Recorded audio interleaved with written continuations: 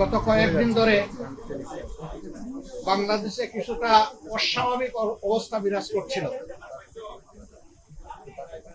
তারই ধারাবাহিকতায় গত পরশুদিন অর্থাৎ বৃহস্পতিবারে উপদেষ্টা পরিষদের একটা বৈঠক হয়। সেই বৈঠক থেকে প্রধান উপদেষ্টা তিনি একটা মেসেজ জাতিকে দিতে চেয়েছিলেন, তিনি সেটা দেননি। কিন্তু এই কথাটা খুব দ্রুত সমাজের সব দিকে ছড়িয়ে পড়ে, যার কারণে সমাজে একটা অনিশ্চয়তা, আশঙ্কা, আতঙ্ক দেখা দেয়। আমরা সেই দিনই বিষয়গুলোকে হিসাবে নিয়েছি, নোটিশে নিয়েছি।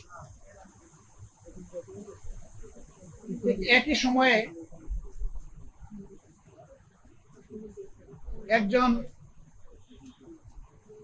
রাজনৈতিক নেতা তার জনপ্রতিনিধিত্বের একটা দাবি নিয়ে তিনি একটা অবস্থান নিয়েছিলেন। আবার আরেকটা গুরুত্বপূর্ণ জায়গায় আরেকটা দাবিতে আরেক দল অবস্থান নিয়েছিলেন।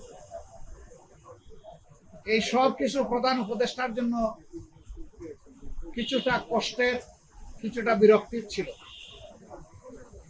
যার কারণে তিনি তার দায়িত্বের ব্যাপারে পুনর্বিবেচনা করবেন এরকম একটা অভিব্যক্তি তিনি প্রকাশ করেছিলেন। কিন্তু কার্যত এটা অফিসিয়ালি সামনে আসেনি। এ বিষয়ে আপনারাও আমাদের মতোই বিচলিত ছিলেন, আমরা এটা বিশ্বাস করি। কারণ দেশ আমাদের সবার, দেশ ভালো থাকলে আমরা সবাই ভালো থাকবো।